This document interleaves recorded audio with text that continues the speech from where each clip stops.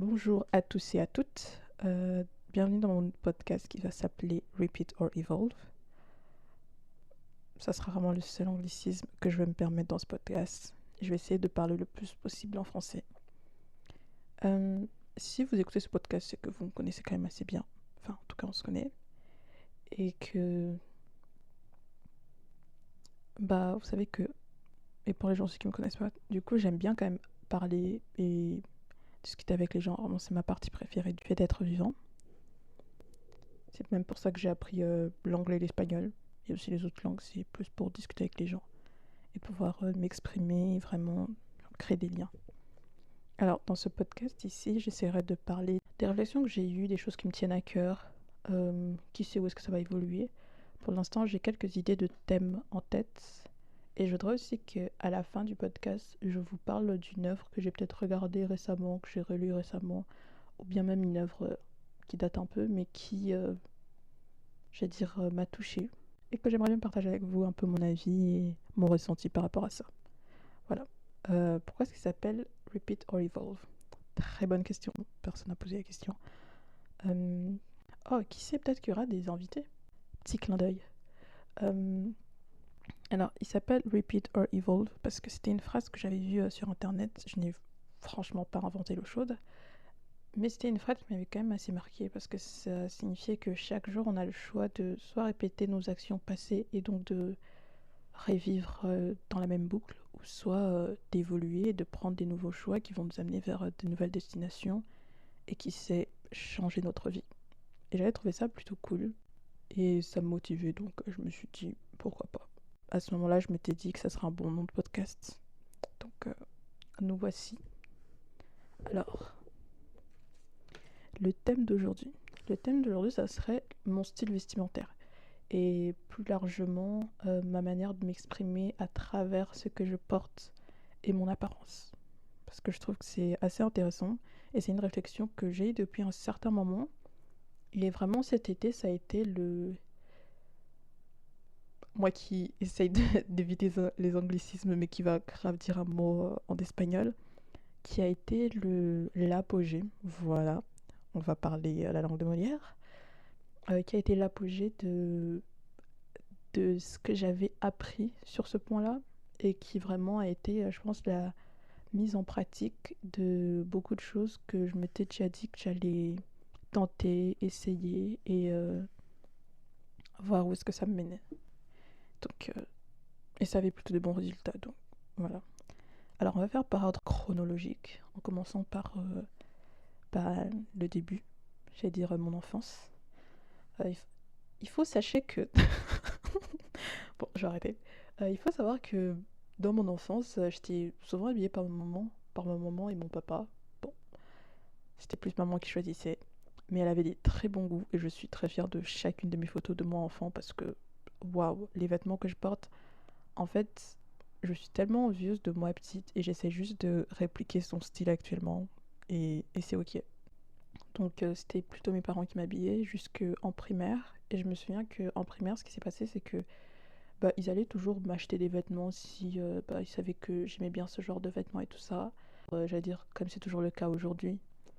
Mais ils allaient plus me laisser le choix de choisir ce que je voulais. Et je sais que je m'habillais un peu en fonction de la cour de récré, en fonction de ce que je voyais que les autres portaient, de ce que je pensais était cool.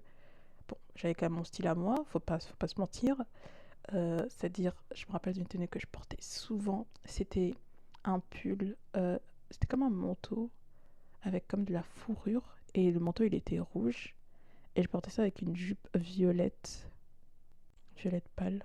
Je crois qu'il y a un nom précis pour ça mais à ce moment-ci je l'ai pas en tête. Ah, lavande. Une jupe lavande avec aussi des bas et ces bas là ils étaient euh, noirs avec des rayures roses. C'est bon pour vous? Et ça je portais avec des baskets, mais genre c'était des baskets qui étaient genre bleu et noir. Donc la couleur, ça me connaît.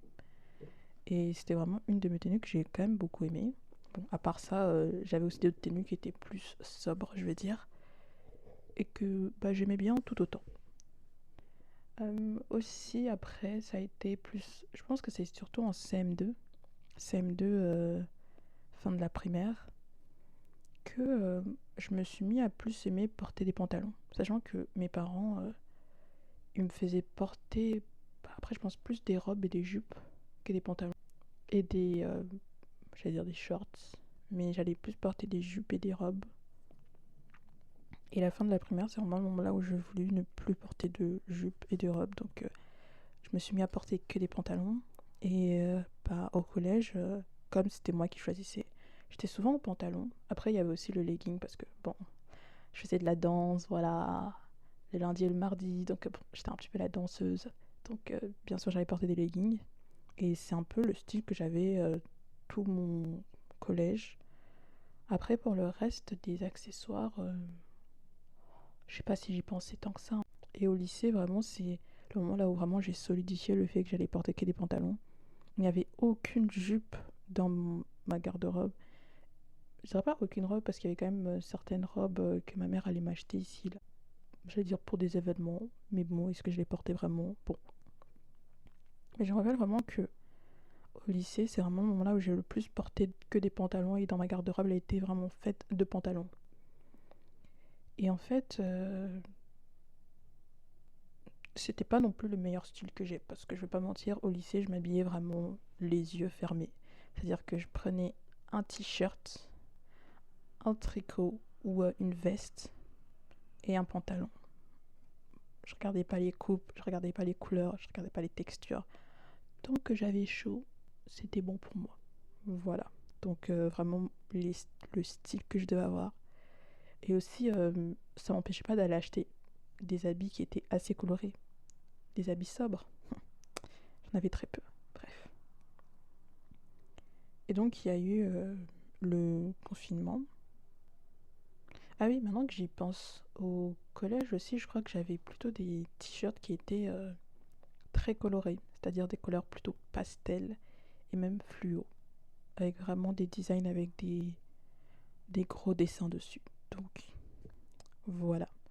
Et donc au lycée, ce qui s'est passé, c'est l'événement, j'allais dire, marquant qui est arrivé au lycée, qui a changé un peu la donne, c'était le confinement. Parce qu'en fait, je me suis rendu compte avec le confinement que il y avait une jupe que j'aimais beaucoup et que j'avais jamais portée et que ça me manquait et que c'était une partie de moi que je ne voulais pas exprimer.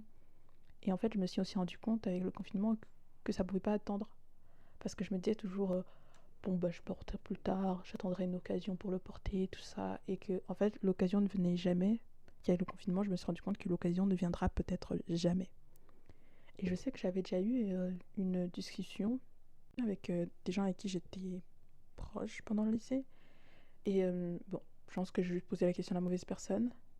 Et donc j'aurais demandé, vous en pensez quoi si un jour genre, je venais en jupe? Et c'était tellement... Enfin, après, il m'avait connu que au lycée, là où je portais que des pantalons. Donc j'étais en mode, ah ouais, ça serait grave bizarre de te voir en jupe parce que, enfin, on te voit toujours en pantalon.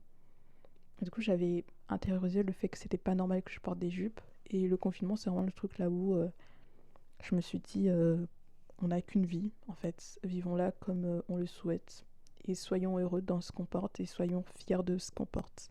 Et c'est comme ça que j'ai porté ma première jupe. Ma première jupe, je crois que je l'ai toujours, là, cette jupe-là. Et c'était vraiment une jupe, bien sûr, j'allais pas y aller dans la dentelle. C'était une jupe blanche avec des rayures, genre des rayures noires. Donc c'est pas discret. Mais je l'aime beaucoup et je l'aime toujours beaucoup. C'est vraiment la fin du lycée que je me suis dit que je pouvais avoir un autre style et que le vêtement n'était pas juste là pour me couvrir et pour être confortable. Il pouvait être aussi quelque chose pour m'exprimer et pour me sentir bien dedans, autrement que par le fait d'être au chaud. Et donc la première année à l'université, c'est vraiment le moment là où j'ai le plus expérimenté parce que j'étais dans une autre ville, dans un nouvel environnement là où je ne connaissais pas les gens et les gens ne me connaissaient pas et que c'était vraiment un moment de découverte pour moi et c'est à moi de choisir ce que je veux et de faire ma garde-robe. J'ai pu vraiment expérimenter, voir les vêtements qui me plaisaient, lesquels ne me plaisaient pas, lesquels est-ce que je portais le plus. Et à ce moment-là, je voyais plus les vêtements comme un déguisement, je dirais. C'était plus une protection pour me permettre d'être la personne que je vais être, pour me permettre d'exprimer ce que je vais exprimer. Mais ce n'était pas moi. En fait, c'était plus comme une armure ou bien être la personne que je voudrais être et plus projeter une image de moi plutôt que de m'exprimer à travers mes vêtements. Et c'était assez intéressant. Je voyais plus le vêtement comme, j'allais dire, comme j'ai dit, comme un personnage. Donc à chaque fois, je voyais des tenues et je me disais, ah oui, donc j'ai cette pièce-là, avec laquelle est-ce que ça pourrait aller et quel est donc le personnage que ça créerait. C'est-à-dire que par exemple, si j'avais une jupe et, euh, et un look qui faisait un peu plus, je sais pas, personne souriante, personne j'allais dire, très pétillante, bah, j'allais accessoiriser ça aussi de cette manière-là. Si j'avais par contre une tenue qui faisait peut-être personne qui fait de la randonnée, qui est quand même assez carrée, bah, j'allais accessoiriser aussi ça comme ça et j'allais aussi faire ma coupe de cheveux en fonction. Donc vraiment j'allais m'adapter et adapter tout le reste de mes vêtements par rapport à un vêtement et l'inspiration que ça me donnait. Donc c'était assez fun et je pense que même maintenant j'ai encore gardé cette manière de m'habiller et de me présenter. Je pense que beaucoup de vêtements que je porte, c'est comment est-ce qu'ils vont bien ensemble. Et après, je m'exprime à travers ça. Et je pense aussi que contrairement à cette période-là, c'est qu'aujourd'hui, j'ai plus de vêtements qui me ressemblent. Donc même une pièce en elle-même, elle est déjà, même si elle est seule, elle me représente déjà et j'aime beaucoup ce qu'elle dégage. Et après, c'est juste, je la mets avec d'autres pièces aussi qui, je trouve, me représentent bien et j'aime bien ce qu'ils dégagent. Donc j'ai pas l'impression de me perdre dans mes vêtements et de devoir devenir une autre personne à travers mes vêtements. Mais je pense que ça a quand même pris du temps parce que après ça, j'ai été dans ma licence et j'ai essayé d'avoir une idée plus claire de ce que je voulais. C'est aussi cette année-là, donc ma deuxième année à l'université, là où j'ai expérimenté avec le vernis, en essayant d'être, je vais dire, toujours prête. En tout cas, faire différents designs, faire différents modèles, différents dessins, différents motifs sur mes ongles et plus m'exprimer à travers ça. Aussi maintenir ça semaine par semaine. Donc comme ça devenait un petit peu ma routine et c'était un truc dans lequel j'étais très confortable et dans lequel je savais que c'était quelque chose que je maîtrisais. Et aussi ça me donnait une idée plus claire de qui est-ce que je voulais être et quelle est l'image que je voulais renvoyer par rapport à ça. Donc comment est-ce que je voulais que les gens me voient à travers ce que je portais et comment est-ce que je le mettais en valeur. Bref, je sais pas si c'est très clair. Ensuite, en deuxième année, enfin, du coup là, c'était troisième année à la fac, mais deuxième année dans la licence. C'est aussi là où je me suis fait une amie. Cette amitié m'a quand même beaucoup apprise, surtout au niveau du maquillage, parce que je sais que pour moi, pour faire un bon maquillage, fallait passer du temps et fallait se prendre la tête, j'allais dire ça. Et en fait, en discutant avec elle, je me suis rendu compte que ça pouvait être aussi très simple et le maquillage, c'était pas forcément censé te transformer. Ça pouvait être juste là pour te mettre en valeur et mettre en valeur les traits que tu as déjà. Et c'est vraiment avec elle que j'ai commencé à me maquiller petit à petit et vraiment faire des traits qui soient plus me mettre en valeur ou bien savoir où poser telle chose, ou mettre du blush pour que ça m'aille bien, quel blush mettre pour ma carnation, euh, comment faire son trait d'eyeliner, parce que c'est pas tout le monde qui a le même trait d'eyeliner et qui doit être tracé de la même façon. C'est là que j'ai appris aussi que pour mon trait d'eyeliner, il fallait que je suive les plissements de mes yeux. En gros, quand je plisse les yeux, j'ai un trait, enfin les rides quoi. Et il y a une ride que je dois suivre pour faire un bon trait d'eyeliner et du coup je suis toujours cette ride là. Et je trouve que ça fait assez naturel. En tout cas, moi j'aime bien. Euh, c'est... C'était assez intéressant. Et je crois que c'est aussi en cette année-là que j'ai rencontré Lynn, vraiment qui est... Je trouve vraiment que son style vestimentaire, c'est vraiment un des styles que j'aime beaucoup, dont ceux d'autres de mes autres amis. Je vais en parler après, vous inquiétez pas. Et c'est vraiment une... Enfin, je trouve que son style vestimentaire, elle s'exprime à travers cela. Et je sais que je, je ne m'exprimais pas à travers mon style vestimentaire. Et voir comment est-ce que elle s'exprimait à travers de son style et comment est-ce que ça lui allait tellement bien. Et même comment est-ce que elle choisissait ses pièces. Bah, ça m'a beaucoup inspirée. Donc je me suis dit que j'allais aussi faire la même chose. Yeah! Très original de ma part. Et faut pas oublier aussi Chloé, hein. Chloé, fashionista depuis since day one. Since day one. Faut pas l'oublier, elle. C'est juste que, bah, je pense que pour moi, c'était tellement acquis que, bah, ouais, Chloé s'habille très bien et sait bien mettre ses vêtements ensemble. Et vu que c'était pas quelque chose auquel je m'intéressais au collège, enfin au lycée, du coup pour moi c'était un acquis, une évidence. Après, en troisième année, c'est là que, peut-être en troisième année de ma licence, c'est là que je me suis rendu compte à quel point c'est que, à part la coupe et les couleurs et savoir ce qui te va bien et ce qui te met en valeur et faire attention aussi ce que tu aimes, donc ce que tu aimes, la coupe et les couleurs. Il y avait aussi un autre truc à prendre en compte qui était la composition du tissu. Parce que je sais que depuis que je suis petite, ma mère me dit souvent, bah, prends des vêtements 100% coton. Et c'est vrai que je faisais pas trop attention. Et que bah, je pense aussi que dans les, dans les magasins en général, il y a plus de vêtements qui sont en polyester, élastane. Et c'est souvent des vêtements qui ont une bonne coupe qu'on trouve intéressante.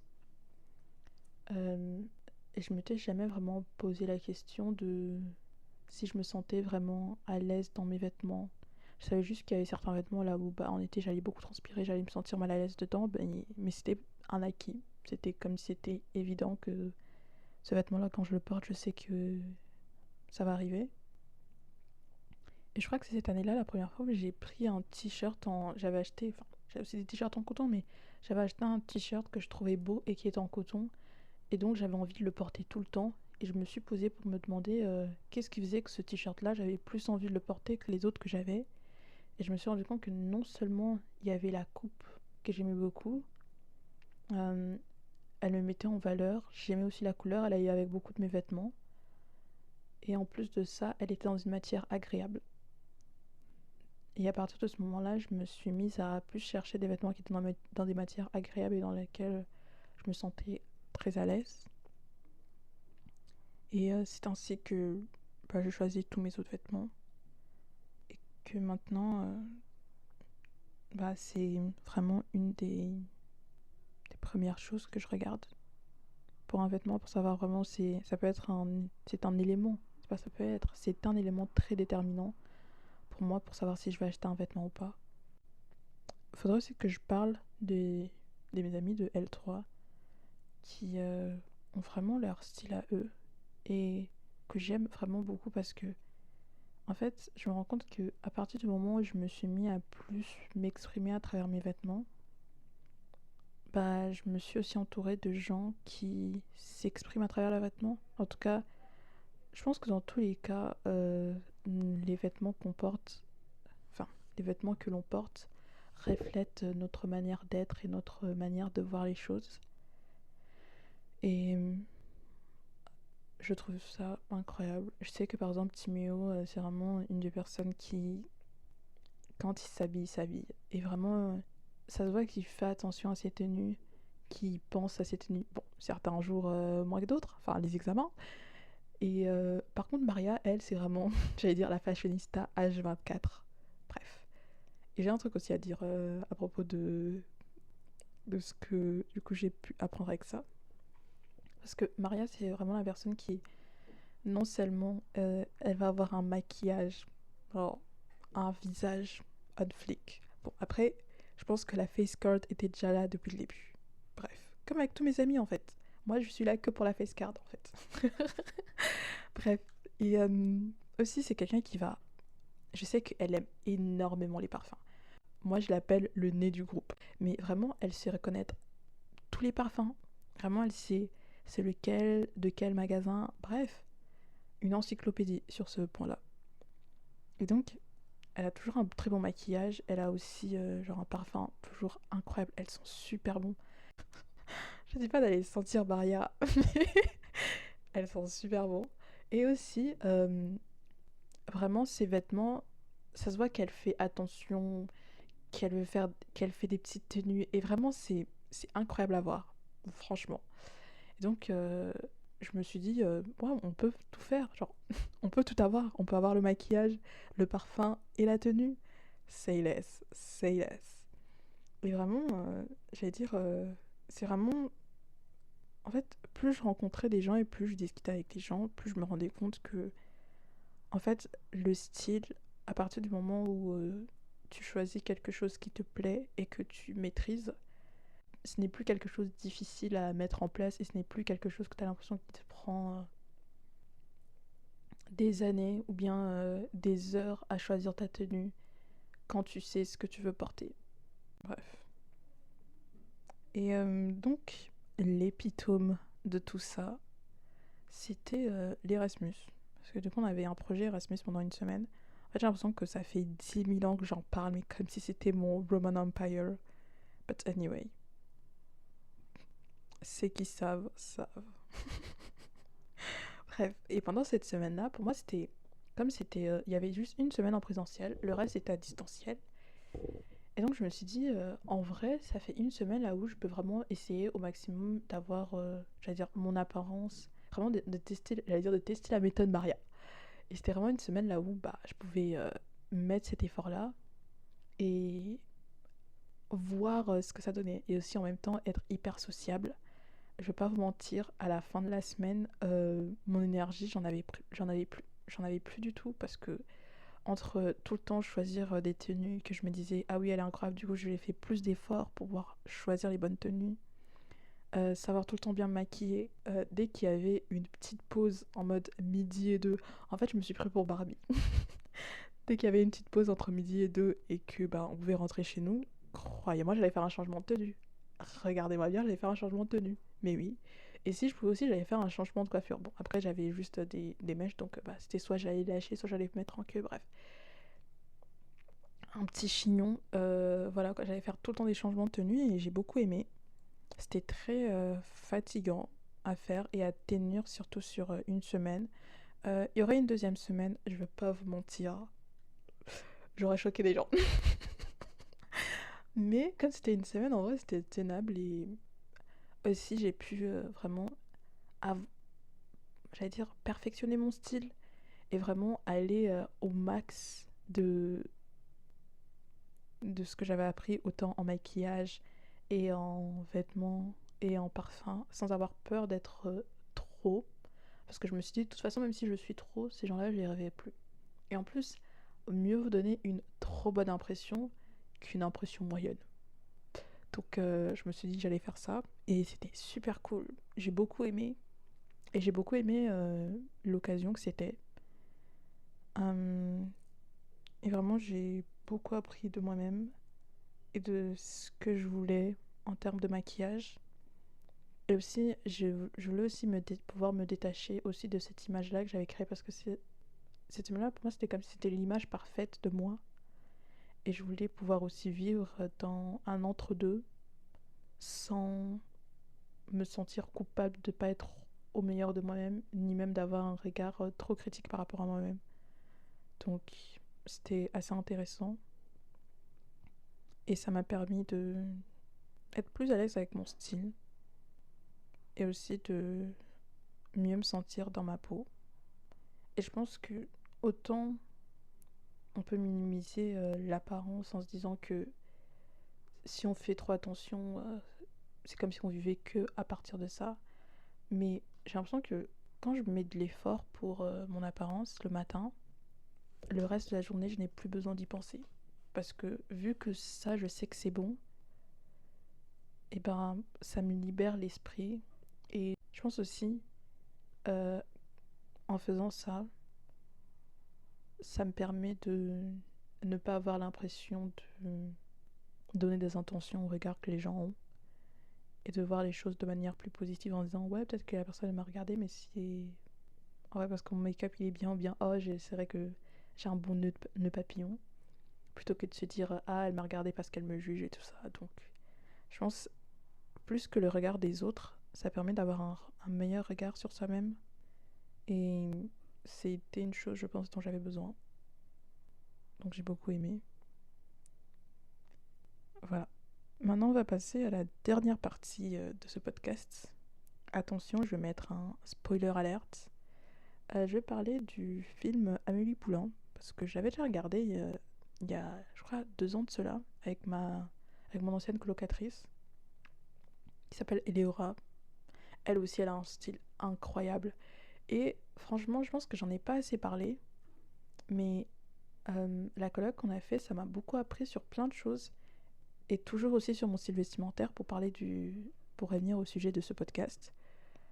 Ça m'a appris que, en fait, on pouvait s'exprimer aussi et être au maximum, parce que je pense que les gens attendent, enfin, les gens se sentent, je vais dire pas honorés, mais se sentent heureux de savoir que tu as fait de l'effort pour être en leur présence et que ça leur donne quand même une certaine importance. Et je pense que tout ça, l'accumulation autant de cette coloc que des autres merveilleuses rencontres que j'ai pu faire, que des merveilleuses rencontres que j'avais autour de moi. Et je ferai un épisode aussi sur, je pense, les amitiés, surtout les relations amicales, saines. Et je pense que ça a construit la personne que j'étais et que je suis. Parce que j'allais dire que j'étais pendant les 1 semaine d'Erasmus, mais aussi que je suis. Et en fait, cette semaine-là, c'était assez intéressant parce que j'ai l'impression de voir comment est-ce que plusieurs choses dans ta vie peuvent arriver les uns à la suite des autres. Et ça prend un certain temps et tu as l'impression qu'au début, c'est juste des événements isolés. Et en fait, à un moment, il y aura un seul événement dans lequel tu pourras mettre en action et, j'allais dire, utiliser les connaissances que tu as pu acquérir durant ces autres petits événements ici et là. Et ça paraîtra comme une évidence que ces événements-là, ça te préparait à ce grand événement. Mais c'est assez intéressant. Et aux autres événements qui arrivent après, et je pense que c'est comme ça que la vie se fait petit à petit, étape par étape. Au début, ils n'ont pas un lien, mais c'est en regardant en arrière qu'on se rend compte que tout est lié. Alors, on va parler d'Amélie Poulain, parce que c'était quand même assez ça. Donc, spoiler pour les gens qui ne l'ont pas encore regardé, vous pouvez vous arrêter ici. Merci d'avoir été avec moi pendant ce podcast, et on se retrouve dans le prochain. Et vous pouvez réécouter cette partie-là quand vous aurez regardé le film. Ou bien réécouter tout le podcast, en fait. Alors, Amélie Poulain, ça faisait 2 ans que j'avais pas regardé. Et la première fois que j'avais regardé, c'est vrai que même avant de le regarder, j'avais déjà un a priori dessus. Parce que tout le monde donnait. Enfin, il y avait plein de gens qui disaient oh, j'aime trop Amélie Poulain. Oh, Amélie Poulain, c'est ça, ça. Et je pensais pouvoir me faire un avis à partir des avis et de la manière dont les autres avaient fait leur avis. Pouvoir créer mon avis à partir de ça. Ce dont je me suis rendu compte était complètement faux et que parfois il faut, j'allais dire, se heurter soi-même et directement et vraiment faire face à la situation et essayer d'avoir son avis à soi-même sans avoir à essayer de faire une sorte de, j'allais dire, de Frankenstein à partir des différents avis qu'on a eu à gauche et à droite. Et ça a été le cas avec Amélie Poulain parce qu'au début je ne m'attendais pas à grand chose et j'avais vraiment un avis négatif à propos de ce film. Mais quand je l'ai regardé, en fin de compte, déjà la première fois, et si je regardais une deuxième fois, c'est-à-dire que j'ai bien aimé, j'aurais pu passer à côté d'une œuvre quand même qui est assez intéressante, assez belle, non, parce que les plans je les trouve incroyables, surtout la colorimétrie, mais ça c'est vraiment quelque chose qui me fascine. C'est aussi le fait que maintenant je pense j'allais dire aux scénaristes, aux moodboardistes, je sais pas comment ça se dit en français, les gens qui créent, qui pensent à l'enchaînement des scènes et de savoir où est-ce qu'on va mettre la caméra pour filmer quoi, quel sera le prochain plan. Et je pense que c'est quelque chose que, à force de faire, c'est comme à force de forger, on devient forgeron. À force d'en faire, ça devient un mécanisme. Et aussi, à force de regarder des films, on se rend compte quels sont les plans qu'on doit faire pour quelle situation. Donc, ça devient une évidence. Je pense que j'aimerais bien en discuter avec Mariana ou, qui fait une école de cinéma, je crois qu'elle a terminé. En tout cas aussi, toujours une personne qui s'habille super bien, donc bon. Je pense qu'on parlera avec elle aussi du cinéma vestimentaire et peut-être surtout du cinéma et des plans et du côté artistique de ça parce que je trouve ça hyper intéressant. Et j'ai hâte de pouvoir avoir des invités dans ce podcast pour pouvoir discuter avec eux de plusieurs choses et de pouvoir partager ça avec vous aussi, d'avoir vos retours, d'avoir vos avis et de passer, je sais pas, une matinée, une journée avec vous et vous me dites ce que vous en pensez. Voilà. Donc, c'est ça avec Amélie Poulain, j'aurais pu passer à côté de cette beauté-là que c'était. Et même l'histoire, parce qu'en fin de compte, l'histoire, elle revient, j'allais dire, au titre de ce podcast, parce que elle est dans une routine comme tous les gens dans son village, enfin tous les gens dans la ville dans laquelle elle habite, qui ont une certaine routine. Et c'est elle qui décide de changer cette routine-là et de prendre plus des occasions, de faire des choix différents, d'interpeller des gens qu'elle n'aurait pas interpellés peut-être avant. Et ça va changer un peu, j'allais dire, la vie de tout le monde autour d'elle, parce qu'elle va agir de manière différente et va créer des liens avec différentes personnes. Et c'est vraiment très intéressant à voir à quel point est-ce qu'un choix peut changer les choses et le courage de faire une action peut en entraîner une autre et nous ouvrir à un nouveau monde. Parce que par exemple à la fin, même cette scène-là, je la trouve assez intéressante parce que j'ai l'impression que c'est une situation dans laquelle tout le monde peut se retrouver. Spoiler, j'avais dit. Mais elle se retrouve avec, j'allais dire, du coup la personne qui l'intéresse qui toque à sa porte, sachant que il l'avait déjà reconnue avant, mais en fait, elle est extrêmement stressée par la situation, ce que je comprends totalement qu'elle a préféré dire que ce n'était pas elle. Je sais que quand je dis je comprends, il y a plein de gens qui peuvent se dire non mais pourquoi est-ce qu'elle rejetterait quelque chose, enfin elle rejetterait quelqu'un qu'elle a poursuivi, enfin pas poursuivi mais avec qui elle voudrait créer du lien mais que à partir du moment où ce lien-là peut se créer, elle a peur de ce lien et donc préfère faire comme si elle ne le connaissait pas et qu'il n'y avait rien entre eux. Bref. Et c'est intéressant de voir comment est-ce qu'à la fin, c'est grâce à l'aide des gens qu'elle a rencontrés, vers qui elle est allée, qui la permettent de pouvoir faire ce pas dont elle avait peur, enfin qu'elle avait peur de faire pour se rapprocher de cette personne, j'allais dire pas qui va changer son destin, mais qui va changer un peu la manière dont sa vie était, changer sa routine. Et c'est assez intéressant, c'est vraiment quelque chose que je pense que j'essaye de plus faire. Et surtout de me donner l'occasion de changer et de prendre des nouvelles voies et peut-être prendre des décisions que je n'aurais pas prises avant et être, j'allais dire, plus ouverte aux autres.